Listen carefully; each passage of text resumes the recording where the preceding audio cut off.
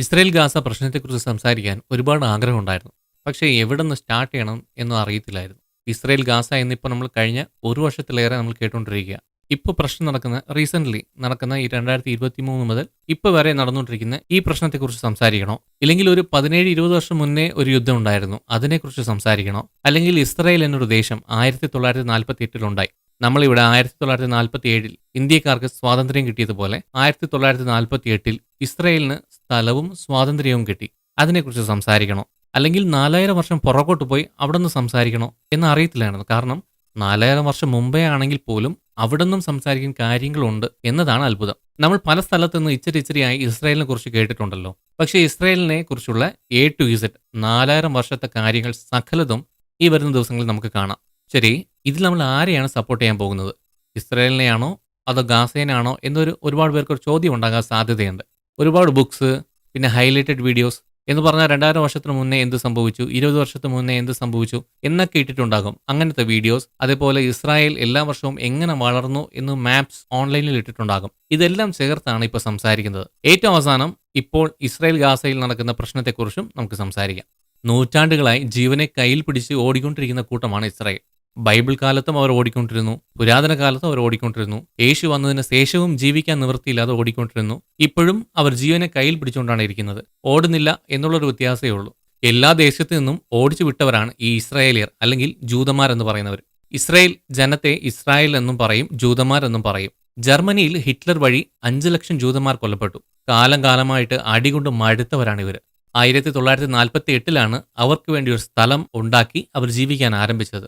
ജീവിക്കാൻ വേണ്ടി ഒരു ചെറിയ സ്ഥലം പോലും ഇല്ലല്ലോ എന്നൊരു വേദന ശരിക്കും മനസ്സിലാക്കിയവരാണ് ഇവര്. ഇപ്പൊ ജീവിക്കാൻ ഒരു സ്ഥലം ഉണ്ടല്ലോ എന്നോർത്ത് മര്യാദയ്ക്ക് ജീവിച്ചിരുന്നെങ്കിൽ ഒരു കുഴപ്പമില്ലായിരുന്നു. എന്നാൽ ഇവരുടെ ദേശം എന്ന് പറയുന്നത് ഇപ്പോൾ ഇരിക്കുന്നത് പാലസ്തീനിലാണ്. അവർക്ക് സ്ഥലം കൊടുത്ത പാലസ്തീനെ ഇവരെ പോലെ തന്നെ ഇവരെങ്ങനെയാണോ ബാക്കി രാജ്യങ്ങളിൽ നിന്ന് ഓടിച്ചത്, അതേപോലെ ഇവർ പാലസ്തീൻകാരെ എന്തിനു ഓടിക്കണം? ഇപ്പോൾ ഇസ്രായേൽ എന്തിനാ പ്രതികാരം ചെയ്യുന്നത്?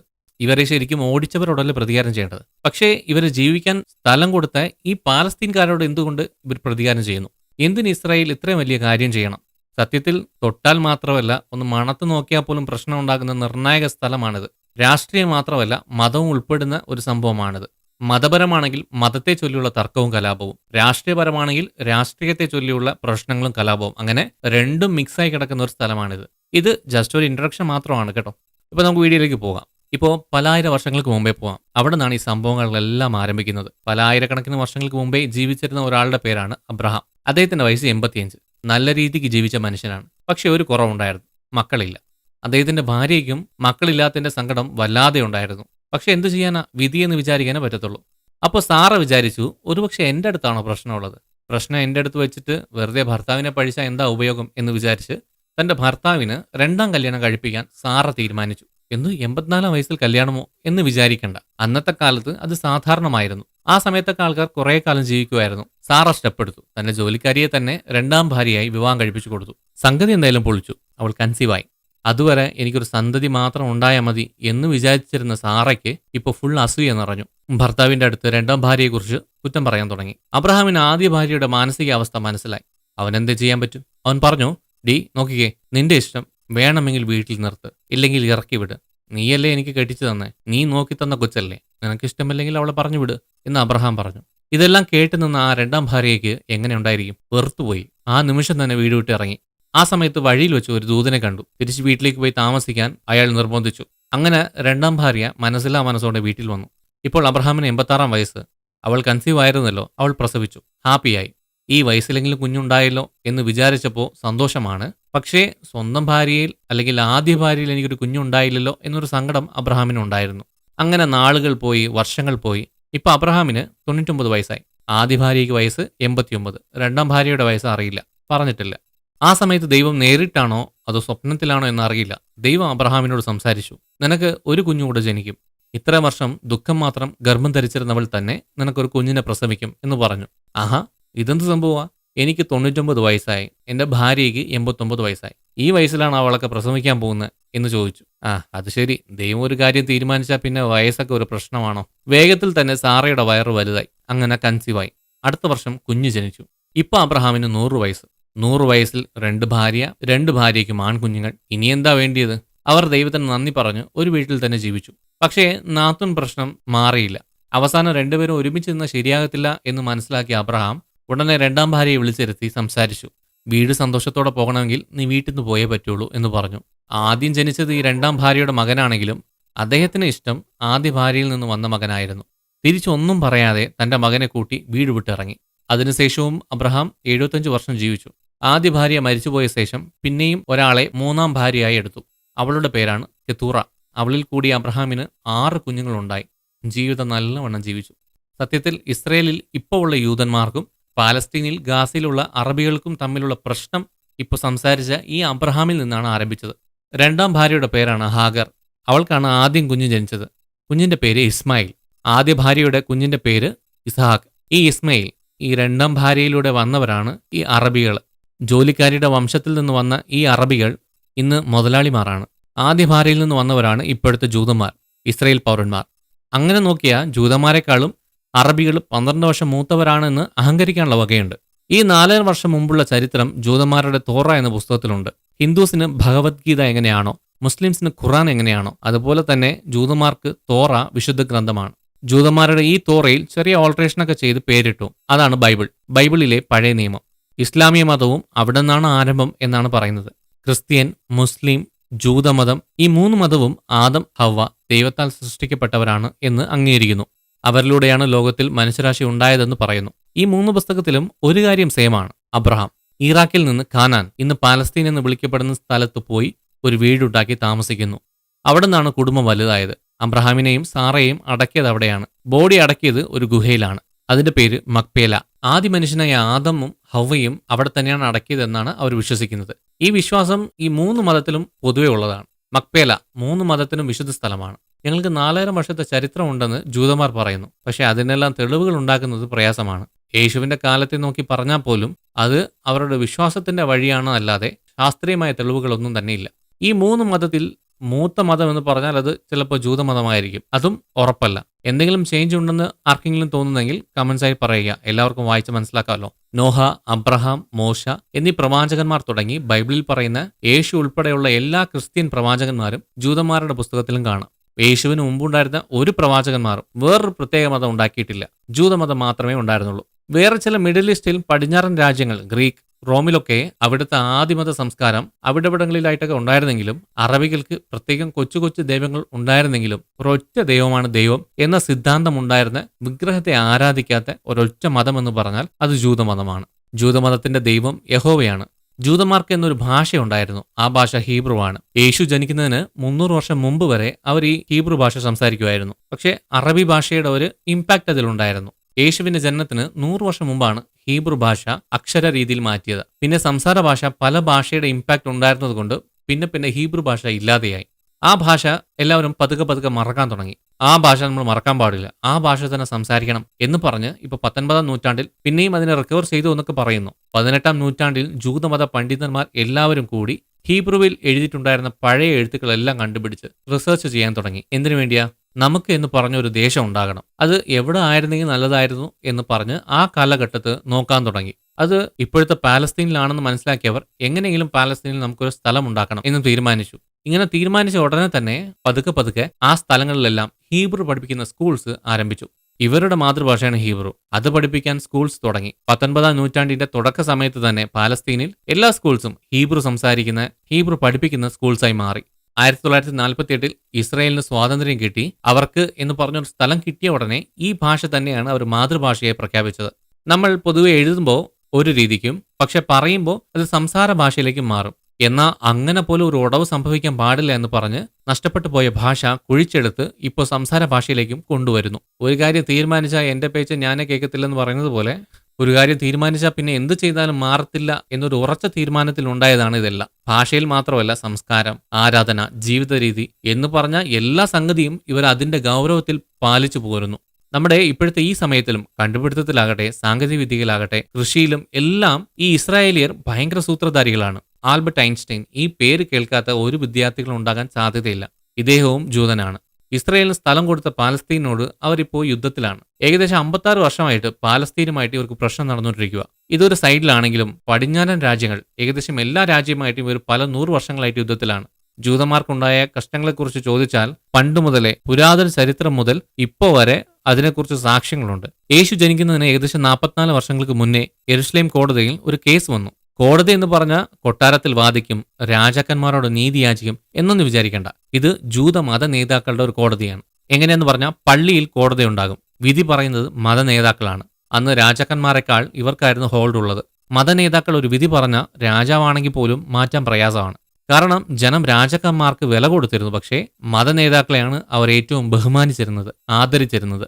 മതനേതാക്കൾ പറയുന്നതാണ് നിയമം, അവർ പറയുന്നതാണ് വിധി, അവർ പറയുന്നതാണ് അവസാനത്തെ തീരുമാനം. ഇപ്പോൾ ആ കേസ് എന്താണെന്ന് പറഞ്ഞാൽ, ആ സ്ഥലത്ത് ഒരു ഗവർണർ ഉണ്ടായിരുന്നു. ആ ഗവർണർ ഒരു ജൂതനാണ്. അപ്പോൾ ആ സ്ഥലത്ത് ആഭ്യന്തര കലാപം ഉണ്ടായി. പൊതുവെ ആഭ്യന്തര കലാപങ്ങളൊക്കെ ഉണ്ടായാൽ അത് ഒത്തുതീർപ്പാക്കേണ്ടത് ഗവർണറുടെ ജോലിയാണ്. അത് അദ്ദേഹത്തിന്റെ ഒരു ഉത്തരവാദിത്വമാണ്. പക്ഷേ ആ ജോലിയൊക്കെ അടിപൊളിയായിട്ട് ചെയ്തു. കലാപത്തെ നിർത്തി, കലാപം ഉണ്ടാക്കിയ തലവന്മാരെ എല്ലാം ജയിലിൽ അടച്ചു. പിന്നെ എന്ന അന്വേഷണമല്ലേ, എല്ലാം ശരിയായിട്ടാണല്ലോ പോകുന്നതെന്ന് വിചാരിക്കേണ്ട. പിടിച്ച എല്ലാരെയും അന്വേഷണത്തിന് വിട്ടുകൊടുക്കാതെ സർക്കാരിനെതിരെ പ്രവർത്തിച്ച തീവ്രവാദികളാണ് ഇവരെന്ന് മുദ്രകുത്തി അതിന്റെ എല്ലാ തലവന്മാരെയും കൊന്നുകളഞ്ഞു ഈ ഗവർണർ. ഇത് വലിയ കുറ്റകൃത്യമാണ്. കലാപത്തിന്റെ കാരണത്തെക്കുറിച്ച് അന്വേഷിക്കാതെ എങ്ങനെ ഒരാളെ കൊല്ലാൻ പറ്റും? അതിപ്പോ ഗവർണറായാലും തെറ്റ് തന്നെയാണ്. അന്ന് കോടതിയിൽ വന്ന കേസ് ഇതാണ്. ഇതിന് ഏറ്റവും വലിയ ശിക്ഷ തന്നെ കിട്ടുമെന്ന് അവിടുത്തെ ആൾക്കാരെല്ലാം വിശ്വസിച്ചിരുന്നു. ഏറ്റവും വലിയ ശിക്ഷ എന്ന് പറഞ്ഞാൽ ആ സമയത്ത് മരണശിക്ഷയാണ്. എന്നാൽ ഈ കേസ് നടക്കുന്നതിന് കുറച്ചു മുന്നേ അവിടുത്തെ ലോക്കൽ രാജാവ്, ഇത് നടക്കുന്നത് യെരുശലേമിലാണ്, അവിടുന്ന് രഹസ്യത്തിൽ രക്ഷപ്പെടാൻ സഹായിച്ചു. രാജാവായിരുന്നാലും ഇതൊക്കെ രഹസ്യമായിട്ട് ചെയ്യാൻ പറ്റിയിട്ടുണ്ടായിരുന്നുള്ളൂ ആ സമയത്തൊക്കെ. ഗവർണറുടെ ആഗ്രഹം വടക്ക് ദേശത്തേക്ക് പോകാനാണ്. അവിടെ എന്താണെന്ന് പറഞ്ഞാൽ സിറിയ ദേശമാണ്. സിറിയയ്ക്ക് പോയ യെരുശലേം മതഗുരുക്കന്മാരെ കൊണ്ട് തനിക്ക് പ്രശ്നം വരില്ല എന്ന് വിചാരിച്ചു. എന്തുകൊണ്ട് സിറിയയിലേക്ക് ഓടിയെന്ന് പറഞ്ഞാൽ, സിറിയയിൽ ജൂതമതം വലുതായിട്ടില്ല. സിറിയ ദേശവും അന്ന് റോമൻ ഗവൺമെന്റിന്റെ കീഴിൽ തന്നെയാണുള്ളത്. മറ്റൊരു ദേശത്തെ ഗവർണറാണെങ്കിലും ഇദ്ദേഹത്തിന്റെ കഴിവിനെക്കുറിച്ച് സിറിയക്കാർക്ക് നന്നായി അറിവുണ്ടായിരുന്നു. അഭയം ചോദിച്ചു വന്ന ആ പഴയ ഗവർണറെ സ്വീകരിച്ച് അവിടെ തന്നെ ഒരു ചെറിയ സ്ഥലത്തിന് ഗവർണറാക്കി നിയമിച്ചു. ജീവരക്ഷയ്ക്ക് വേണ്ടി ഓടിയെത്തിയ സ്ഥലത്ത് തന്നെ സ്ഥാനമാനങ്ങൾ കിട്ടിയതുകൊണ്ട് റോമ ഗവൺമെന്റിന്റെ നേതാവിന്റെ കൂടെ നല്ലൊരു ബന്ധം സ്ഥാപിക്കാൻ അത് കാരണമായി. നേതാവിന്റെ പേരാണ് മാർക്ക് ആന്റണി. റോമൻ നേതാവായ ഇദ്ദേഹം പിന്നത്തേതിൽ റോമൻ സാമ്രാജ്യത്തിന്റെ രാജാവായി മാറി. ഗവർണറിന് ഒരു ആഗ്രഹം ഉണ്ടായിരുന്നു, ഇസ്രായേലിനും പ്രത്യേക സ്ഥലം വേണം, എന്നിട്ട് ആ യഹൂദന്മാർക്ക് താൻ തന്നെ രാജാവായിരിക്കണം എന്നൊക്കെ. അന്ന് ഇതിന് ഇസ്രായേൽ എന്ന് പേരില്ല. അന്ന് ഇദ്ദേഹം വെക്കാൻ ആഗ്രഹിച്ച പേര് ജൂദയ എന്നാണ്. അങ്ങനെ ഒരു സ്ഥലം ഉണ്ടാക്കി അതിന് രാജാവാകാൻ ആഗ്രഹിച്ചു. അതിന് ചെയ്യേണ്ടതെന്ന് പറഞ്ഞാൽ, ഇദ്ദേഹം ഗവർണറായിരുന്ന ഒരു സർക്കാർ ഉണ്ടല്ലോ, അതിനെ ഹാഷ്മോനിയൻ ഭരണം എന്നായിരുന്നു വിളിച്ചിരുന്നത്. അതിനെ അട്ടിമറിക്കണം. ഏത്? താൻ ഭാഗമായിരുന്ന ആ ഭരണം അട്ടിമറിക്കണം. അങ്ങനെ ആ ഭരണം അട്ടിമറിക്കാൻ അയാൾ തീരുമാനിച്ചു. ഇങ്ങനെ അട്ടിമറിക്കണമെങ്കിൽ ആരുടെയെങ്കിലും സഹായം ഇല്ലാതെ പറ്റത്തില്ല. അതിന് ഇദ്ദേഹത്തെ ചേർത്ത് പിടിച്ച് ആ റോമൻ സർക്കാരിന്റെ സഹായം വേണം. നേതാവ് മാർക്ക് ആന്റണിയാണ്. അയാൾ മനസ്സ് വെച്ച് അത് സംഭവിക്കും. ഏകദേശം ഒരു ഏകാധിപതിയുടെ മനസ്സ് പോലെയായി ഈ പഴയ ഗവർണറുടെ മനസ്സ്.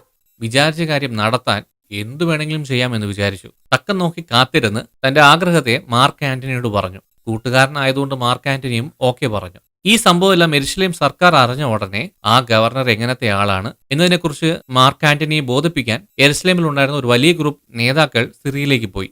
ആ പുള്ളിയെ വിശ്വസിക്കില്ലേ, അയാൾ ചതിയനാണ് എന്നൊക്കെ ഈ പഴയ ഗവർണറെ കുറിച്ച് പറയാൻ. പക്ഷേ പ്രയോജനം ഉണ്ടായില്ല. മാർക്ക് ആന്റണി കാര്യം ബോധിപ്പിക്കാൻ വന്ന ഗ്രൂപ്പിനെ തന്നെ ബന്ദികളാക്കി അവരെ കൊല്ലാൻ ഉത്തരവിട്ടു. എന്നിട്ട് ഒരു കൂട്ടം സൈന്യത്തെ ഈ ഗവൺമെന്റിന് എതിരെ യെരുശലേമിലേക്ക് വിടാൻ കൽപ്പിച്ചു. ക്രമീകരണങ്ങളെല്ലാം നടന്നു. യുദ്ധം ആരംഭിച്ചു. ഏകദേശം 5 മാസം ഈ ഉപരോധം തുടർന്നു. വളരെ ഭയാനകമായ ഒരു ഉപരോധമായിരുന്നു അത്. യെരുശലേം രാജാവല്ലേ ആ ഗവർണറെ രക്ഷപ്പെടാൻ സഹായിച്ചത്. അയാൾക്ക് തന്നെ ഈ ഉപരോധത്തെ പിടിച്ചു നിർത്താൻ കഴിഞ്ഞില്ല. വിശ്വാസവഞ്ചന കാണിച്ച ആ ഗവർണറിന്റെ അടുത്ത് പിടിച്ചു നിൽക്കാൻ പറ്റാതെ ഈ രാജാവിന്റെ ഭരണം വീണു. ആ സ്ഥലം മുഴുവനും ചോരപ്പുഴയായി. ആ സ്ഥലത്തിന്റെ പേരെന്തുവാ? ജൂദയ. അന്നത്തെ ഗവർണർ ഇപ്പോൾ ഇന്നത്തെ രാജാവാണ്. ആ ദേശത്ത് ഈ ഗവർണറെ അറിയാവുന്ന അവിടുത്തെ ജനം ഇനി നമ്മുടെ ജീവിതം എന്താകുമെന്നൊന്നും അറിയത്തില്ല എന്ന് വിചാരിച്ച് ഭയന്ന് ജീവിക്കാൻ തുടങ്ങി. യേശു ജനിക്കുന്നതിന് ഒരു 30 വർഷം മുമ്പാണ് ഈ പുള്ളി ഭരണത്തിൽ കയറുന്നത്. പിന്നെ വന്ന 30 വർഷം ഇദ്ദേഹം ജൂദയനെ ഭരിച്ചു. ആ ജൂത ഗവർണറുടെ പേരെന്താണെന്നറിയോ? ഹെരോദ്. ഹെരോദ് ഒരു ജൂതനാണ്. പക്ഷേ ഏകാധിപതി ആയ ശേഷം പിന്നെ മതം എന്തിന്, സംസ്കാരം എന്തിന്? തന്റെ സ്ഥാനത്തിനെതിരെ സ്വന്തക്കാരാകട്ടെ, ബന്ധുക്കളായിക്കോട്ടെ, സഹോദരന്മാർ അല്ലെങ്കിൽ അവിടുത്തെ ജനങ്ങൾ ആരുമായിക്കോട്ടെ, അവരെ എല്ലാവരെയും കൊന്നൊടുക്കി. ഏത് റോമൻ രാജാവ് ഇദ്ദേഹത്തെ ജൂദാവിന്റെ രാജാവാകാൻ സഹായിച്ചോ ആ മാർക്ക് ആന്റണി തന്റെ രാഷ്ട്രീയ ശത്രുവായ ഒക്ടേവിയൻ എന്ന ആളിനോട് മത്സരിച്ചു. സ്ഥാനം നഷ്ടപ്പെട്ടു, മരിച്ചുപോയി. തന്റെ ഫ്രണ്ടിനെ കൊന്ന ആളിനോട് പ്രതികാരമല്ലേ പൊതുവെ എല്ലാവരും ചെയ്യാറ്. പക്ഷേ പുതുതായി വന്ന ഒക്ടേവിയന് ഇവിടെ നിന്ന് പിന്തുണ പ്രഖ്യാപിച്ചു. എന്നാ മനുഷ്യനല്ലേ. ഒക്ടേവിയൻ സിറിയ ദേശത്തിന്റെ രാജാവായി. റോമൻ സാമ്രാജ്യത്തിനും ഇദ്ദേഹം തന്നെയാണ് രാജാവ്. സ്വന്തമായിട്ട് അദ്ദേഹം തന്നെ തനിക്ക് വട്ടപ്പേറിട്ടു, അഗസ്തസ് എന്ന്. അഗസ്തസ് രാജാവ്. രാജാവായ ഉടനെ ഇദ്ദേഹത്തെ വിളിച്ച് ബഹുമാനിച്ച് ഒരുപാട് സമ്മാനങ്ങൾ കൊടുത്തു. ആർക്കാ? ഈ പഴയ ഗവർണർ പുതിയ രാജാവിന്. ശരി, രാജാവായി. വർഷങ്ങൾ കഴിഞ്ഞു. തനിക്കെന്ന് പറഞ്ഞൊരു സൈന്യത്തെ ഉണ്ടാക്കണം എന്ന ആഗ്രഹം തോന്നി. ഇദ്ദേഹം ജൂതനാണ്. പക്ഷേ തന്റെ സൈന്യത്തിൽ ജൂതന്മാരെ അധികം ചേർക്കാതെ കൂടുതലും വിദേശ പട്ടാളക്കാരെയാണ് ചേർത്തത്. റോം പിന്നെ ഫ്രാൻസ് ദേശത്ത് നിന്ന് പട്ടാളക്കാരെ കൊണ്ടുവന്ന് ചേർത്തു. അദ്ദേഹം ഗവർണർ ആയിരുന്ന സമയത്ത് ഭാര്യ കുഞ്ഞുങ്ങളെല്ലാം ഉണ്ടായിരുന്നു. അവരെല്ലാവരെയും ഇദ്ദേഹം തന്നെ കൊന്നു. എന്നിട്ട് യെരുശലേമിൽ നിന്ന് ലോറിസ് എന്നയാളെ വിവാഹം ചെയ്തു. അത് പോരാ എന്ന് വിചാരിച്ച് 8 കല്യാണം കൂടെ കഴിച്ചു. എല്ലാം കഴിഞ്ഞ് ഏകദേശം 14 പിള്ളേരുണ്ടാക്കി. 14 പിള്ളേരോ? അതെ, പുള്ളിയുടെ മന്ത്രിസഭയിൽ ഇരിക്കുന്ന എല്ലാ മന്ത്രിമാരും പുള്ളിയുടെ തന്നെ കുഞ്ഞുങ്ങളായിരിക്കണം എന്ന് വിചാരിച്ചോ എന്നറിയില്ല. അദ്ദേഹത്തിന്റെ കാലത്താണ് ഒരുപാട് ഇസ്രായേൽ ജൂതന്മാർ വേറെ വഴിയില്ലാതെ നാട് വിടാൻ തീരുമാനിച്ചത്. ഒട്ടും സഹിക്കാൻ പറ്റാത്ത ഭരണമെന്നാണ് പുറത്തുള്ളവരെല്ലാവരും പറയുന്നത്. ഇദ്ദേഹം ഒരു ഭയങ്കര ജൂതവിശ്വാസി ആയതുകൊണ്ട് ഭരണത്തിൽ കയറിയ ശേഷം ജൂതന്മാരുടെ സംരക്ഷണം എന്ന പേരിൽ ഒരുപാട് ചട്ടങ്ങളും നിയന്ത്രണങ്ങളും കൊണ്ടുവന്നു.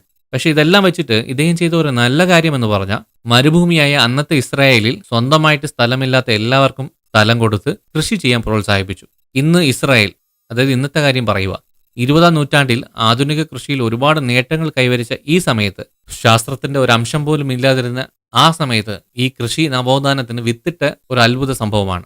മെനയില്ലാതെ കിടന്നിരുന്ന സ്ഥലങ്ങളെല്ലാം നന്നാക്കി കെട്ടിടങ്ങൾ പണിതു, സിറ്റി ഉണ്ടാക്കി, വിവിധ തരത്തിലുള്ള കെട്ടിടങ്ങൾ ഉണ്ടാക്കി ആൾക്കാരെ അത്ഭുതപ്പെടുത്തി. അതുമാത്രമല്ല, ഇദ്ദേഹത്തിന്റെ കാലത്തിന് 1000 വർഷങ്ങൾക്ക് മുന്നേ ശലോമോൻ രാജാവ് ജൂതന്മാർക്ക് വേണ്ടി ഉണ്ടാക്കിയ ആദ്യ ദേവാലയം, അതിന്റെ ചുവറെല്ലാം കുറച്ച് ഡാമേജ് ആയിരുന്നു. അതെല്ലാം റിനോവേറ്റ് ചെയ്തു. മൊത്തം ഇടിഞ്ഞില്ല, കുറച്ച് കുറച്ചായിട്ട് അവിടെ അവിടേക്കായിട്ട് ഇടിവുണ്ടായിരുന്നു. അത് റിനോവേറ്റ് ചെയ്ത് അതിന്റെ ചുറ്റിലും കുറച്ചുകൂടെ സ്ഥലമെടുത്ത് കുറച്ചുകൂടെ ബെറ്റർ ആയിട്ട് എക്സ്ട്രാ ആയിട്ട് ഇച്ചിരി കൂടെ വീതി കൂട്ടി പണിതു. 2ാം ദൈവാലയം ഉണ്ടാക്കിയത് ഇദ്ദേഹമാണ്. ആ ദൈവാലയത്തിന്റെ ബാക്കിയായിട്ട് നിൽക്കുന്നത് ഇപ്പോൾ ഒരൊറ്റ മതിൽ മാത്രമേ ഉള്ളൂ. ആ മതിൽ പല 1000 വർഷങ്ങൾ കഴിഞ്ഞ് ഇന്നും നിൽക്കുന്നു. ഇന്നും അതിൽ തലമുട്ടി പ്രാർത്ഥിക്കുന്ന അറേബ്യൻസും ഉണ്ട്, ജൂതന്മാരും ഉണ്ട്. ഈ ദൈവാലയം പണിത ഒരൊറ്റ കാരണം കൊണ്ടാണ് ജൂതന്മാർ ഇന്നും അദ്ദേഹത്തെ ഓർക്കുന്നത്. എന്നാൽ ആ സമയത്തുണ്ടായ ആക്രമണങ്ങളൊന്നും വലുതായിട്ട് എഴുതാതെ ഒരു ഓൺലൈൻ എന്നതുപോലെ ഒരു ചരിത്ര പുസ്തകത്തിൽ എഴുതി വെച്ചു. അദ്ദേഹം ഭരിച്ചത് 33 വർഷം. ഇദ്ദേഹം ഭരിക്കുന്ന സമയത്ത് തന്നെ ഒരു വലിയ സംഭവം സംഭവിച്ചു. പിന്നത്തേതിൽ ആ സംഭവം ഒരു ചരിത്രമായി മാറി. ഒരു ജനനം. ജനിച്ച സമയത്ത് തന്നെ ഇത് സാധാരണ ഒരു കുഞ്ഞല്ല എന്ന് ദൂതന്മാർ അറിയിച്ച ഒരു ജനനം. ജൂതമതത്തിൽ തന്നെ ഉണ്ടായ ഒരു ജനനം. ജൂതമതത്തിന് പിന്നത്തേതിൽ ഒരു വെല്ലുവിളിയായി മാറാൻ പോകുന്ന ഒരു ജനനം. നേരത്തെ പണിതല്ലോ 2ാം ദേവാലയം. ആ ദേവാലയം ഇടിഞ്ഞു പോകുമെന്ന് നേരത്തെ പ്രവചിച്ചവന്റെ ജനനം. ആ കുഞ്ഞിന്റെ പേരാണ് യേശു. അവിടെ യേശുവാന്ന് വിളിക്കുന്നത്, നമ്മൾ യേശു എന്ന് പറയും. സത്യം പറഞ്ഞ ജൂതമതത്തിന് ആദ്യവും ഏറ്റവും വലിയ വെല്ലുവിളി എന്ന് പറഞ്ഞാൽ അത് ക്രിസ്തുമതം ഉണ്ടായി അത് വ്യാപിച്ച സമയത്താണ്. യേശുവിനെ ജൂതനാണെന്ന് പറഞ്ഞ് സന്തോഷിക്കണോ, അതോ അദ്ദേഹം ദൈവമല്ല, ദൈവത്തിന്റെ പ്രവാചകനല്ല എന്ന് പറഞ്ഞു ഒഴിവാക്കണോ, എന്ത് ചെയ്യണമെന്ന് അറിയാതെ യഹൂദന്മാർ സ്തംഭിച്ചു പോയ കാലഘട്ടം. വല്ലാതെ വിഷമിച്ചു. ദൈവപുത്രനാണെന്ന് ക്രിസ്ത്യൻസ് ആഘോഷിക്കുന്ന യേശുവിനെ ഒരു കലഹക്കാരനായിട്ടേ ജൂതന്മാർ കണ്ടിരുന്നുള്ളൂ. ജൂതമതത്തിന്റെ മഹത്വത്തെ കളയാൻ ഒന്നൊരു കുട്ടിച്ചാത്തനായിട്ടാണ് അവർ കണ്ടിരുന്നത്. യേശുവിനെ കൊല്ലാൻ ഒരുപാട് പ്ലാൻ ഈ പഴയ ഗവർണർ ചെയ്തു. ആരാ? ഹേരോദ്. ബൈബിളിൽ പറയുന്ന ഹേരോദ് രാജാവ് ഇദ്ദേഹമാണ്. ജൂതന്മാരുടെ ചരിത്രത്തിൽ യേശുവിന്റെ ജനനം ഒരു പ്രധാനപ്പെട്ട സംഭവമാണ്. മോശയ്ക്ക് ശേഷം അടുത്ത പ്രവാചകന്റെ വരവ് അവർക്ക് സത്യം പറഞ്ഞാൽ സന്തോഷമുണ്ടാക്കേണ്ടതാണ്. കാരണം ജൂതമതത്തിന്റെ അടിസ്ഥാനം തന്നെ ദൈവത്തിന്റെ പ്രവാചകന് വേണ്ടി കാത്തിരിക്കുന്ന ഒരു മതം എന്നതാണ്. പക്ഷേ യേശുവിന്റെ പ്രസംഗമെല്ലാം 1000 വർഷം അവർ വിശ്വസിച്ച സകലത്തെയും ഉടച്ചു കളയുന്നതായിരുന്നു. അതുകൊണ്ടാണ് അവർ യേശുവിനെ അംഗീകരിക്കാത്തത്. യേശു ജനിച്ചപ്പോൾ തന്നെ ജൂത പുരോഹിതന്മാർ മൈൻഡിൽ സെൻസ് ചെയ്ത് എല്ലാം ബൈബിളിന്റെ അടിസ്ഥാനത്തിൽ മനസ്സിലാക്കി യേശു എന്നയാൾ ജനിക്കും എന്ന് പറഞ്ഞ രാജാവിന്റെ അടുത്ത് പറഞ്ഞു കൊടുത്തു. ഇസ്രായേൽ ജനത്തെ പിന്നത്തേതിൽ ഭരിക്കാൻ പോകുന്നവനാണ് ഇവൻ, ഈ കാലഘട്ടത്തിൽ ജനിക്കും എന്ന് നമ്മുടെ ബൈബിളിൽ എഴുതിയിട്ടുണ്ട് എന്ന എല്ലാ കാര്യങ്ങളും രാജാവിനോട് പറഞ്ഞു കൊടുത്തു. ഇദ്ദേഹം ഗവർണറായിരുന്നു, പിന്നെ രാജാവായ ആളാണ്. അതും പ്രത്യേകിച്ച് ഒരു ഏകാധിപതി. തന്റെ ജനത്തെ ഭരിക്കാൻ വേറൊരാളോ, അവൻ ഭരിക്കും എന്നൊക്കെ കേട്ട ഉടനെ തന്റെ സ്ഥാനത്തിന് പ്രശ്നമാണെന്നും ഭീഷണിയാണെന്നൊക്കെ അയാൾക്ക് തോന്നി. അതുകൊണ്ട് യേശുവിനെ കൊന്നുകളയണം എന്ന് വിചാരിച്ച് ആളുകളെ പറഞ്ഞുവിടുന്നു. ജീവരക്ഷയ്ക്ക് വേണ്ടി യേശുവിന്റെ അപ്പൻ യോസഫ് തന്റെ ഭാര്യയെയും കുഞ്ഞിനെയും എടുത്തുകൊണ്ട് ഈജിപ്തിലേക്ക് പോയി. ഇതറിയാത്ത ഈ ഹേരോദ്, ബെത്ലഹേമിലല്ലേ ജനിക്കുന്നത്, അപ്പൊ ഒരു കാര്യം ചെയ്യും, ബെത്ലഹേമിലുള്ള എല്ലാ കുഞ്ഞുങ്ങളെയും കൊന്നേക്ക് എന്ന് പറഞ്ഞ് കൽപ്പിച്ചു. 1000കണക്കിന് കുഞ്ഞുങ്ങളെ കൊന്നു. ചത്ത കുഞ്ഞുങ്ങളിൽ ഏതെങ്കിലും ഒരു കുഞ്ഞ് യേശു ആയിരിക്കുമെന്ന് അദ്ദേഹം വിശ്വസിച്ചു. ഈ ഏകാധിപതി ജീവനോട് ഉണ്ടായിരുന്ന സമയത്ത് യേശു യെരുശലേമിലേക്ക് വന്നില്ല. രാജാവ് മരിച്ചുപോയി എന്ന് കേട്ടതിന് ശേഷമാണ് അവൻ വീട്ടിലേക്ക് വരാൻ തീരുമാനിച്ചത്. അപ്പോഴാണ് ആ ഏകാധിപതിയുടെ മകനാണ് സ്ഥാനത്ത് കയറിയത്. അവൻ ഏകാധിപതിയുടെ മകനല്ലേ, അവനും തീർച്ചയായിട്ടും ഒരു ഏകാധിപതി തന്നെ ആയിരിക്കുമെന്ന് വിചാരിച്ച് അവർ യെരുശലേമിലേക്ക് പോകാതെ അടുത്തുള്ള സ്ഥലമായ നസ്രയത്തിലേക്ക് പോയി. അപ്പോൾ യേശുവിന് വയസ്സ് 8. തന്റെ ടീനേജ് പ്രായത്തിലാണ് യേശു ആദ്യമായിട്ട് യെരുശലേമിൽ വന്നത്. ടീനേജ് യേശുവിന് ഏറ്റവും ഇഷ്ടപ്പെട്ട സ്ഥലവും അതാണ്, പ്രത്യേകിച്ച് ആ ദൈവാലയം. ഇദ്ദേഹത്തിന്റെ കാലത്തിന് 1000 വർഷം മുന്നേ ശലോമോൻ രാജാവ് പണിത ദൈവാലയം. ഈ ഹേരോദ് എന്ന ഏകാധിപതി റെനോവേറ്റ് ചെയ്ത 2ാം ദൈവാലയം. അത് ടീനേജ് യേശുവിന് ഒരുപാട് ഇഷ്ടമാണ്. മണിക്കൂർ കണക്കിന്, ദിവസക്കണക്കിന്, ആഴ്ചക്കണക്കിന് ദേവാലയത്തിൽ തന്നെ ഉണ്ടാകും. അപ്പോഴൊക്കെ യെരുശലേം ജനം ഇവിടെ തെരുവിൽ ഓടി നടന്നുകൊണ്ടിരുന്ന കൊച്ച് പിന്നത്തേതിൽ ഒരു പ്രവാചകനായി അറിയപ്പെടും എന്ന് അറിഞ്ഞിരുന്നില്ല. ദേ, ദൈവപുത്രൻ വരാൻ പോകുന്നു, വരുന്നു, വന്നുകൊണ്ടിരിക്കുന്നു, വന്നു കഴിഞ്ഞു എന്ന് എപ്പോഴും പ്രസംഗിച്ചുകൊണ്ടിരുന്ന യോഹന്നാന്റെ അടുത്ത് ചെന്ന് യോർദാനിൽ മുങ്ങി സ്നാനപ്പെട്ടു. യേശു പ്രസംഗിച്ചു തുടങ്ങിയ ശേഷം, യേശു സ്പീച്ച് അല്ലെങ്കിൽ മെസ്സേജ് കൊടുക്കാൻ തുടങ്ങിയ ശേഷമാണ് ആൾക്കാർ ഇദ്ദേഹത്തെ ശ്രദ്ധിക്കാൻ തുടങ്ങിയത്. യേശുവിന്റെ പ്രത്യേകത എന്താണെന്ന് പറഞ്ഞാൽ അദ്ദേഹം തന്നെ ദൈവപുത്രൻ, സൺ ഓഫ് മാൻ എന്ന് പറയുമായിരുന്നു. ഇത് വളരെ പ്രധാനപ്പെട്ട വാക്കാണ്. കാരണം യൂത മത ഗ്രന്ഥത്തിലും അങ്ങനെ ഒരാളെയാണ് കാലം കാലമായി കാത്തിരിക്കുന്നത് എന്ന് പറയുന്നു. ആ ഗ്രന്ഥത്തിൽ മനുഷ്യപുത്രൻ എങ്ങനെ ആയിരിക്കുമെന്ന് ചില കുറിപ്പുകളുണ്ട്. അന്ത്യനാളിൽ അവൻ ന്യായം വിധിക്കുന്ന ഒരു ന്യായാധിപതി പോലെ അവൻ വരും എന്ന് പറഞ്ഞിട്ടുണ്ട്. ഒരു സ്വപ്നത്തിൽ ഇത് കണ്ട് പുസ്തകത്തിൽ എഴുതിയത് ദാനിയേൽ എന്ന പ്രവാചകനാണ്. ഇതിൽ പറഞ്ഞിരിക്കുന്നത് എന്നെക്കുറിച്ചാണ് എന്ന് യേശു ഒരിക്കലും പറഞ്ഞിട്ടില്ല. യേശുവിനെ ഇഷ്ടമല്ലാത്ത ആൾക്കാർ യേശുവിനെ ദൈവത്തിന്റെ പ്രവാചകനായി കാണാതെ അവനെ ഒരു കലാപകാരിയായിട്ടേ കണ്ടുള്ളൂ. പക്ഷെ ഇതൊന്നും യേശുവിനെ പിന്തുണയ്ക്കുന്നവരുടെ എണ്ണത്തിൽ കുറയ്ക്കാൻ പറ്റിയില്ല. കാരണം എല്ലാരെക്കാളും ഇദ്ദേഹം ഒരു ദൈവിക സൗഖ്യം കൊടുക്കുന്ന ആളായിരുന്നു. കുരുടന്മാർക്ക് കാഴ്ച കൊടുത്തു, ചെകിടന്മാരുടെ ചെവി തുറന്നു, ഊമകളെ സംസാരിപ്പിച്ചു, ജീവൻ പോയ കുഞ്ഞുങ്ങളെ ജീവിപ്പിച്ചു. ഇങ്ങനെ അദ്ദേഹം ചെയ്ത അത്ഭുതങ്ങളെ ബൈബിളിൽ ഒരു ലോഡ് കണക്കിന് പറഞ്ഞിട്ടുണ്ട്. പിന്നെ അദ്ദേഹത്തിന്റെ സ്പീച്ച്, പ്രസംഗം വളരെ സിമ്പിളായിട്ട് പറഞ്ഞു കൊടുക്കുമായിരുന്നു. കട്ട മലയാളത്തിലല്ല, വളരെ സിമ്പിളായിട്ട് സംസാര ഭാഷയിൽ എന്നതുപോലെ അവിടുത്തെ സംസാര ഭാഷയിൽ തന്നെ യേശു എല്ലാ കാര്യങ്ങളും പറഞ്ഞു കൊടുക്കുമായിരുന്നു. സാധാരണ മനുഷ്യരോടുള്ള അദ്ദേഹത്തിന്റെ സ്നേഹം, ആക്രമികളാകരുത്, ഒരു ചെകിടത്തടിച്ചാൽ മറ്റേത് കാണിച്ചു കൊടുക്കുക എന്ന് പറഞ്ഞു കൊടുത്തതൊക്കെ ഭയങ്കര വ്യത്യാസമായിട്ടാണ് അവർക്ക് തോന്നിയത്. ജൂതന്മാർക്ക് ഒരു ആചാരമുണ്ട്. എല്ലാ വെള്ളിയാഴ്ചയും അവർക്ക് ഫ്രീ ഡേ ആണ്. ഒരു പണിയും ചെയ്യില്ല. ആ ദിവസം മൊത്തം പ്രാർത്ഥനാ ദിവസം എന്ന് മാറ്റിവെക്കും. ആ ദിവസത്തെ ശബത്ത് എന്നാണ് പറയുന്നത്. ഇങ്ങനെ ഒരു ദിവസത്തിൽ, അതായത് വെള്ളിയാഴ്ച ജോലി ചെയ്യാൻ പാടില്ല, അത് സ്വസ്ഥതയുള്ള ദിവസമാണ് എന്നുള്ളത് അവിടുത്തെ നിയമമാണ്. ആ ശബത്ത് ദിവസം ഒരു സാധു മനുഷ്യനായ ഒരു വികലാംഗനെ യേശു കണ്ടു. അവന്റെ കൈ വരണ്ടുപോയതാണ്. അവനെ സൗഖ്യമാക്കി. ഉടനെ മതഗുരുക്കന്മാർ, ഇതെങ്ങനെ ശബത്ത് ദിവസം നീ ഈ കാര്യം ചെയ്യാൻ പറ്റും? ഇത് മതത്തിന് വിരോധമായിട്ടുള്ള കാര്യമാണ് എന്ന് മതഗുരുക്കന്മാർ കുറ്റം പറയാൻ തുടങ്ങി. സത്യത്തിൽ ഇദ്ദേഹം ചെയ്തത് ഒരു ദിവ്യകാര്യമാണ്. അതെങ്ങനെ ഇതിനെ ഒരു കുറ്റമായിട്ട് പറയാൻ കഴിയുന്നത് എന്ന് മനസ്സിലാകുന്നില്ല. ഉടനെ യേശു മറുപടി പറഞ്ഞു, ശബത്ത് ദിവസം നീ വളർത്തുന്ന ഒരാട് ഒരു കുഴിയിൽ പോയി, ഉടനെ നീ ഇറങ്ങി ആടിനെ പുറത്തെടുക്കില്ലേ? ഇത് തെറ്റാണോ? ആടിനേക്കാളും മനുഷ്യൻ എത്രയെത്ര ശ്രേഷ്ഠതയുള്ളവനാ. അവനെ രക്ഷിക്കുന്നത് എത്ര മനുഷ്യത്വമുള്ള കാര്യമാ. പക്ഷേ അതിനെപ്പോലും മതത്തിന് എതിരാണെന്ന് പറഞ്ഞ് യേശുവിനെ കൊല്ലുവാൻ തീരുമാനിച്ചു. ഇത് മാത്രമല്ല, ഇതിനെപ്പോലെ പല സ്ഥലത്തും വധശ്രമത്തിൽ നിന്ന് രക്ഷപ്പെട്ട് പല പല സ്ഥലത്തോട്ട് യാത്ര ചെയ്തുകൊണ്ടേയിരുന്നു യേശു. പോകുന്ന സ്ഥലത്തെല്ലാം ജനക്കൂട്ടം കൂടെ പോയി. ഈ സമയത്ത് തന്നെ യെരുശലേമിൽ വലിയ ദേവാലയം ഉണ്ടല്ലോ, ആദ്യം പണിത് പിന്നെ റെനോവേറ്റ് ചെയ്ത രണ്ടാമത്തെ ദേവാലയം. ആ യെരുശലേം ദേവാലയം അവിടെ പതുക്കെ പതുക്കെ ഓരോ ആൾക്കാർ ഇരുന്ന് വ്യാപാരം ചെയ്ത് അവസാനം ഒരു ചന്ത പോലെയായി. പലിശയ്ക്ക് കൊടുക്കുന്ന ആൾക്കാർ ഒരുപാട് ഉണ്ടായിരുന്നു അവിടെ. ഇത് ചെയ്യുന്നതൊക്കെ തെറ്റാണ്, നിങ്ങൾ ഇതിനെ തെറ്റായ കാര്യങ്ങൾക്ക് യൂസ് ചെയ്യുന്നു എന്ന് ഒരുപാട് പറഞ്ഞ് ഈ ദേവാലയം ഇല്ലാതാകുമെന്ന് അപ്പോഴാണ് അദ്ദേഹം പ്രൊഫസി പറഞ്ഞത്. ദൈവാലയമൊക്കെ പൊളിക്കുമെന്ന് പറയാൻ കൊള്ളവോ? അവനെ കൊന്നേ പറ്റത്തുള്ളൂ എന്ന് പറഞ്ഞ് ജൂത ഗുരുക്കന്മാർ ഒരു തീരുമാനമെടുത്തു. യേശുവിനെ അറസ്റ്റ് ചെയ്തതിന് ഒരു ദിവസം മുമ്പ് രാത്രി 12 ശിഷ്യന്മാരുടെ കൂടെ ഡിന്നർ കഴിക്കുമായിരുന്നു യേശു. അവസാനത്തെ വിരുന്നായിരുന്നു അത്. യൂദാസ് എന്ന ശിഷ്യൻ 30 വെള്ളിക്കാശിന് യേശുവിനെ ഉമ്മ കൊടുത്ത് ഇതാണ് യേശു എന്ന് പടയാളികൾക്ക് കാണിച്ചു കൊടുത്തു. യേശു പ്രാർത്ഥിച്ചുകൊണ്ടിരുന്ന സമയത്ത് യൂദാസ് ജൂത മത ഗുരുക്കന്മാർ അയച്ച പടയാളികളോട് കൂടെ വന്ന് യേശുവിനെ ഉമ്മ കൊടുത്ത് കാണിച്ചു കൊടുത്തു. ഉടനെ അറസ്റ്റ് ചെയ്ത് കൊണ്ടുപോയി. പക്ഷേ മതഗുരുക്കന്മാർ സംസാരിച്ചതുപോലെ യേശുവിന് മരണശിക്ഷ കൊടുക്കണമെങ്കിൽ അതിനു വേണ്ടിയ കാരണങ്ങൾ, സാക്ഷികൾ, തെളിവുകൾ വേണം. അതുണ്ടാക്കാൻ മതഗുരുക്കന്മാർ ഒരുപാട് ശ്രമിച്ചു, പക്ഷേ പറ്റിയില്ല. അതുകൊണ്ട് കഷ്ടപ്പെട്ട് 2 കള്ളസാക്ഷികളെ ഉണ്ടാക്കി. കള്ളസാക്ഷി എന്ന് വെച്ചാൽ അവർ പറഞ്ഞ ആരോപണം ഇതാണ്: നമ്മുടെ വലിയ പള്ളി, യെരുശലേം പള്ളിയെ ഇടിച്ചു കളഞ്ഞ 3 ദിവസത്തിനുള്ളിൽ അതിനെ പണിയാൻ എന്നെക്കൊണ്ട് കഴിയുമെന്ന് യേശു പറഞ്ഞു. ഇതാണ് കുറ്റമെന്ന് പറഞ്ഞു. എന്താ പറഞ്ഞത്? ഈ ദേവാലയം ഇടിച്ച് 3 ദിവസത്തിനകത്ത് ഞാൻ അതിനെ പണിയുമെന്ന് യേശു പറഞ്ഞുവെന്ന്. ഇതാണ് കുറ്റം. ഇങ്ങനെ പറഞ്ഞതുകൊണ്ട് മരണശിക്ഷയാണ് വിധിയെന്ന്. ഈ സംഭവങ്ങളൊക്കെ രാജാവിനെ അറിയിക്കണം.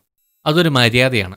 മതഗുരുക്കന്മാർക്ക് ശിക്ഷ കൊടുക്കാൻ പറ്റും, പക്ഷേ ഒരു മര്യാദയുടെ പേരിൽ രാജാവിനെ അറിയിക്കണം. ഈ സംഭവങ്ങളൊക്കെ നടക്കുന്ന സമയത്ത് ഇവരുണ്ടായിരുന്ന ആ ദേശം റോമൻ അധികാരത്തിന്റെ കീഴിലായി. നമ്മുടെ ഏകാധിപതിയായ ഗവർണറുടെ മകനെയും എല്ലാവരെയും അടിച്ചു ഓടിച്ചിട്ട് റോമാക്കാർ മൊത്തത്തെയും തങ്ങളുടെ അധികാരത്തിന് കീഴിൽ കൊണ്ടുവന്നു. ഈ യേശുവിന്റെ കേസ് നടക്കുന്ന ഈ സ്ഥലത്ത് ഒരു ഗവർണർ വന്നു. അയാളുടെ പേരാണ് പോൻഷിയസ് പൈലറ്റ്. ആരാത്? പോന്തിയോസ് പീലാത്തോസ്. ആരാ നിയമിച്ചത്? റോമൻ ഗവൺമെന്റ് നിയമിച്ചു. പക്ഷെ പീലാത്തോസിന് മനസ്സിലായി പഴയ നിയമത്തിൽ പറഞ്ഞിരിക്കുന്ന ഒരു ദൈവദൂതനാണ് ഇത് യേശുവിന്റെ മേൽ മതഗുരുക്കന്മാർ അടിച്ചേൽപ്പിച്ച അന്യായമായ കേസാണെന്ന് പീലാത്തോസ് ആലോചിച്ചു. പക്ഷേ മതഗുരുക്കന്മാർ ഇടയ്ക്ക് വെച്ചിരുന്ന എല്ലാ ആൾക്കാരും അവന് മരണശിക്ഷ കൊടുക്ക് എന്ന് ആർത്ത് വിളിച്ച് പറഞ്ഞുകൊണ്ടിരുന്നു. വേറെ നിവൃത്തിയില്ലാത്തത് കൊണ്ട് സമ്മതിച്ചു. യേശുവിനെ ക്രൂശിക്കുന്നതിന് മുമ്പ് ഒരു സംഭവം നടന്നു. യേശുവിനെ കാണിച്ചു കൊടുത്ത യൂദാസ് താൻ ചെയ്തത് തെറ്റാണെന്ന് മനസ്സിലായി ആത്മഹത്യ ചെയ്തു. ആത്മഹത്യ ചെയ്യുന്നതിന് മുമ്പ് 30 വെള്ളിക്കാശ് മതഗുരുക്കന്മാരുടെ കയ്യിൽ നിന്നല്ലേ വാങ്ങിയത്. അതിനെ തിരിച്ച് അവരുടെ കയ്യിൽ തന്നെ കൊടുത്തിട്ടാണ് വന്നത്. കാശിന് ആഗ്രഹിച്ച് ചെയ്ത കാര്യം അത് യേശുവിന്റെ ജീവനെ എടുക്കും എന്ന് അറിയാതെയാണ് ഈ കാര്യം അവൻ ചെയ്തത്. യേശുവിനെ ഫോളോ ചെയ്ത ജൂതന്മാർക്കും ശിക്ഷിക്കാൻ പറഞ്ഞ മതഗുരുക്കന്മാരെ ഫോളോ ചെയ്ത ആ ജൂതന്മാർക്കും തമ്മിൽ ഒരു ഇരുമ്പ് വന്മതിൽ അവിടെയാണ് ഉരുവായതെന്ന് പറയാം. യൂദാസ് തന്റെ തെറ്റിന് അന്ന് തന്നെ അനുതപിച്ചതും അന്ന് തന്നെ ആത്മഹത്യ ചെയ്തതും ആർക്കും ഒരു സംഭവമായിട്ട് തന്നെ തോന്നിയില്ലായിരുന്നു. യേശുവിന് ശിക്ഷ നടപ്പിച്ചത് AD ആദ്യ നൂറ്റാണ്ടിൽ AD 27 AD 36 ഇടയ്ക്കെന്നാണ് പറയുന്നത്. ചരിത്രം ഇങ്ങനെയാണ് പറയുന്നത്. അങ്ങനെ നോക്കിയാൽ യേശുവിന്റെ മരണം ഒരു 33 മുതൽ 35 വയസ്സിന്റെ ഇടയ്ക്ക് സംഭവിച്ചു എന്ന് ചരിത്ര അധ്യാപകർ പറയുന്നു. ഏത് പ്രായത്തിൽ മരിച്ചു എന്ന് ഇന്നുവരെ കറക്റ്റായിട്ട് കണ്ടുപിടിച്ചിട്ടില്ല. ക്രൂശിൽ മരിച്ച് പിന്നെ ഉയർത്തെഴുന്നേറ്റ് അവൻ സ്വർഗത്തേക്ക് പോയി എന്ന ക്രിസ്ത്യൻസിന്റെ ഈ വിശ്വാസമാണ് ജൂതന്മാരുടെ അടുത്ത് നിന്ന് ക്രിസ്ത്യൻസിനെ വേർതിരിച്ച് കാണിക്കുന്നതിന്റെ ആദ്യ തെളിവ്. എന്താണെന്ന് പറഞ്ഞാൽ ജൂതന്മാരുടെ വിശ്വാസം അനുസരിച്ച് ദൈവത്തിന്റെ ദൂതന് ഉയർത്തെഴുന്നേൽക്കുക എന്നതില്ല. അവിടെയാണ് ഈ വേർതിരിവ് ആരംഭിക്കുന്നത്. യേശു പിന്നെയും ഉയർത്തെഴുന്നേറ്റു എന്ന് വിശ്വസിച്ചവരാണ് അവർ ജൂതന്മാരാണെങ്കിലും കുറച്ചായി അകന്ന് അവർ ക്രിസ്തുമതം സ്വീകരിക്കാൻ തുടങ്ങിയത്. യേശു പോയതിനു ശേഷം ആ സ്ഥാനത്ത് നിന്ന് അല്ലെങ്കിൽ അതിനെ ഏറ്റെടുത്ത് നടത്തിയതെന്ന് പറയുന്നത് ജെയിംസ്, അതായത് യാക്കോബ് എന്ന് പറയുന്നു. അദ്ദേഹത്തെ ഫോളോ ചെയ്തു വന്ന ജൂതജനങ്ങളാണ് പിന്നത്തേതിൽ ക്രിസ്ത്യൻസ് ആയിട്ട് മാറുന്നത്. പക്ഷേ അത് കാരണം ആ യാക്കോബിനെയും ജൂതന്മാർ കല്ലെറിഞ്ഞു കൊന്നുകളഞ്ഞു. AD 62 അത് സംഭവം. ശരി, കല്ലുകൊണ്ട് എറിഞ്ഞ് കൊന്നു എന്ന് പറഞ്ഞാൽ ഏതെങ്കിലും തെറ്റ് കാണിച്ചു എന്ന് പറഞ്ഞാലല്ലേ കല്ലെറിയാൻ അനുവാദം കിട്ടത്തുള്ളൂ. അങ്ങനെ എന്താണ് യാക്കോബിനുള്ള കുറ്റമെന്ന് പറഞ്ഞാൽ യേശുവിനെ ദൈവത്തിന്റെ പുത്രൻ എന്ന് യേശു പറഞ്ഞല്ലോ, അതിനെ യാക്കോബിന്റെ പ്രസംഗത്തിൽ എടുത്തു പറഞ്ഞു. അതാണ് തെറ്റ്. അതുകൊണ്ട് അവനെ കല്ലെറിഞ്ഞ് കൊല്ലാൻ അനുവദിച്ചു. യാക്കോബിന്റെ കാലത്തിന് ശേഷം യെരുശലേം നഗരത്തിൽ ക്രിസ്ത്യൻസിന് വേണ്ടി ചർച്ചെല്ലാം പണിയാൻ തുടങ്ങി. ആ ചർച്ചിന്റെ നേതൃത്വ സ്ഥാനത്ത് വന്ന ആളാണ് പത്രോസ്. ഇങ്ങനെ യാക്കോബ്, പത്രോസ് എല്ലാവരും യെരുശലേം നഗരത്തിൽ തന്നെ അവർ പ്രസംഗിച്ചു പോന്നു. ചരിത്രത്തിൽ ആദ്യമായി യേശുവിനെ വിശ്വസിക്കുന്ന നാം എല്ലാവരും ക്രിസ്ത്യൻസ് ആണ്, നമുക്ക് വേണ്ടി ഒരു ക്രിസ്തു മതം ഉണ്ടാക്കണം എന്ന് പറഞ്ഞ് അതിനെ പ്രസംഗിച്ച ആളാണ് പൗലോസ്. എന്നാൽ പൗലോസ് ഈ ജൂതമതത്തിൽ ജനിച്ച ആളാണ്. ജൂതമതത്തിൽ ഇരിക്കുന്ന സമയത്ത് അദ്ദേഹത്തിന്റെ പേര് ശൗൽ. ജൂതന്മാർ അദ്ദേഹത്തെ ശൗൽ എന്നാണ് വിളിച്ചിരുന്നത്. പിന്നെ ക്രിസ്ത്യനായി മാറി ക്രിസ്തു മതത്തെ പ്രചരിപ്പിക്കാൻ തുടങ്ങിയ സമയത്ത് അദ്ദേഹത്തിന്റെ പേര് മാറി പൗലോസ് എന്നായി. എങ്ങനെയെങ്കിലും ക്രിസ്തവ മതത്തെ പ്രചരിപ്പിച്ച് അതിനെ ജീവിത ലക്ഷ്യമാക്കി മെഡിറ്ററേനിയൻ കടലിന്റെ കിഴക്കൻ തീരത്ത് ദീർഘദൂരം യാത്ര ചെയ്തു. സത്യത്തെക്കുറിച്ചും യേശുവിനെ ക്രൂശിച്ച മനസ്സിനെ അലിയിപ്പിക്കുന്ന സംഭവത്തെക്കുറിച്ചും അദ്ദേഹത്തിന്റെ പ്രസംഗം കൊണ്ട് പല ആയിരക്കണക്കിന് ആൾക്കാരെ ആകർഷിച്ചു. എല്ലാവരും ക്രിസ്തുമതത്തെ സ്വീകരിക്കാൻ തുടങ്ങി. ഗ്രാമമായും പട്ടണമായും ദേശമായും ക്രിസ്തുമതം വേഗത്തിൽ പടരാൻ തുടങ്ങി. ക്രിസ്തുമതത്തിന്റെ ഉയർച്ച ജൂതവംശത്തിന് വന്ന ഏറ്റവും വലിയ വെല്ലുവിളിയാണ്, സംശയമില്ല. യേശുവിന്റെ ജനനത്തിന് ശേഷം ഏകദേശം 300 വർഷങ്ങൾക്ക് ശേഷം സിറിയയിൽ, ഏഷ്യയിൽ, ഗ്രീസിൽ, സിപ്രസിൽ, ആഫ്രിക്കയുടെ വടക്ക് ഭാഗത്തുണ്ടായിരുന്ന ഒരുപാട് ജൂതന്മാർ ക്രിസ്ത്യൻസായി ഓൾറെഡി മാറിക്കഴിഞ്ഞിരുന്നു. ക്രിസ്തീയ മതത്തെ പ്രചരിപ്പിച്ച യാക്കോബ്, പത്രോസ്, പൗലോസ് ഇതുപോലെ യേശുവിന്റെ ശിഷ്യന്മാർ മതത്തെ പ്രചരിപ്പിക്കുന്ന കാരണം കൊണ്ട് തന്നെ അറസ്റ്റിലായി പിന്നത്തേതിൽ കൊല്ലപ്പെട്ടു. അവസാനം വന്ന നമ്മുടെ പൗലോസ് റോം ദേശത്ത് പോയ സമയത്ത് അവിടുത്തെ രാജാവ് അറസ്റ്റ് ചെയ്ത് അവിടെ തന്നെ മരിച്ചു.